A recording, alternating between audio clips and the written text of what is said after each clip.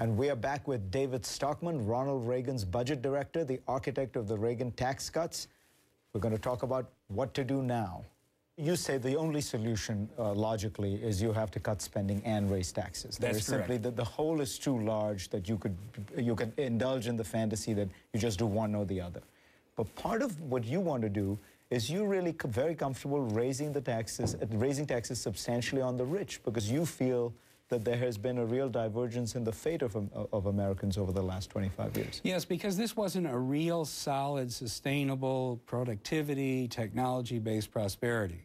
Much of this was a debt-fueled money, easy money bubble. In fact, it was a serial bubble, first the dot-com and then the housing and consumer credit and the ATM machine and everybody buying, borrowing from their house in order to buy things they couldn't afford.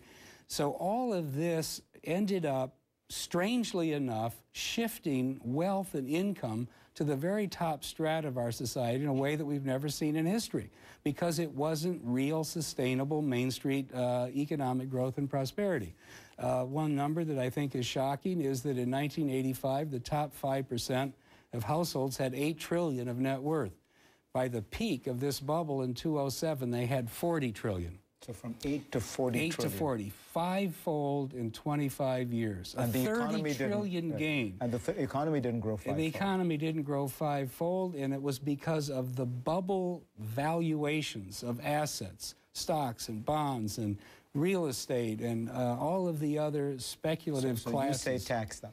I'm saying that it is now so distorted that to get the economy back to health, we're going to have to reset some basic parameters of our economy.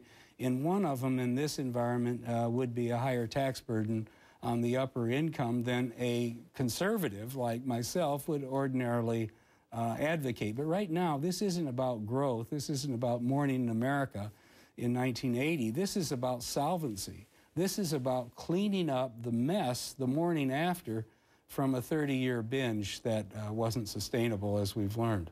And one of the problems at the Republican Party, it seems to me, is, as you say, the tax cutting has become a kind of theology.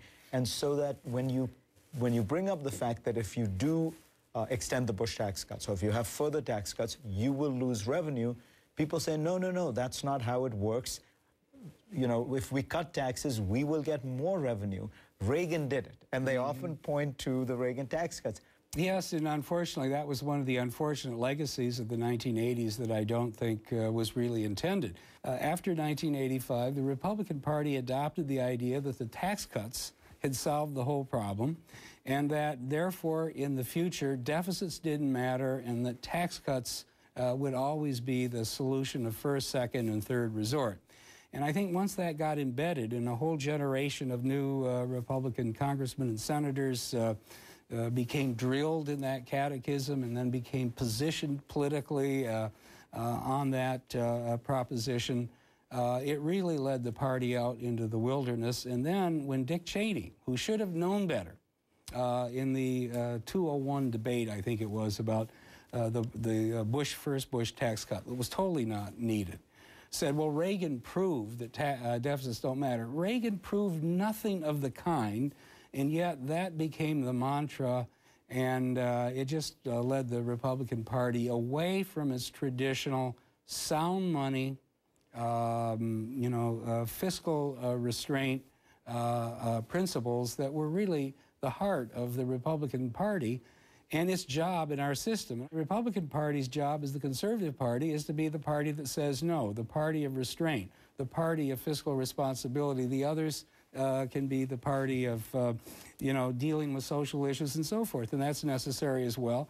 But when you have both parties playing the Santa Claus, and you have no one willing to spend political capital on fiscal and financial restraint, we end up with the situation we had by 2008. You're pretty critical of the bailouts themselves. You think that they did a lot of damage. I mean, Warren Buffett says that we should thank the United States. It intervened, saved the system.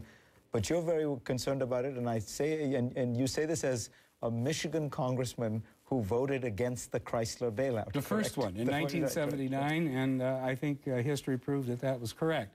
I am strongly opposed to bailouts, but particularly bailouts of Wall Street. And the idea that, that the government ought to be thanked, as Mr. Buffett said last week, for the bailouts is just so much humbug. The panic that occurred in September 2008 was not in Main Street America. It wasn't businesses about ready to close their doors because they didn't have cash to meet payroll. That is all urban legend. It's mythology. The panic that was going on was in the 5th floor of the Treasury building. It was in the Eccles building where the Federal Reserve and Bernanke reside. And they created the panic. They stirred up Congress. They were so concerned about where the stock price of Morgan Stanley and Goldman was that they didn't look at the bigger picture. If a couple more banks had gone under, they would have gone under. If the Goldman stock had gone down to $10 and stayed there for a couple of years, it wouldn't have been the end of the world. But when we did that, that was the Waterloo for fiscal policy, because how can you ever tell a congressman from Alabama to cut cotton subsidies after you've bailed out every one of the major banks, and not only bailed them out, but within a year they were back to a picture of rosy pink health and paying bonuses, which they will this year, of $144 billion, nearly the highest in history. And I'll never forgive the Bush administration and Paulson for basically destroying the last vestige of fiscal responsibility that we had in the Republican Party. After that, I don't know how we ever make the tough choices. David Stockman, pleasure to have you on. Thank you. We will be back.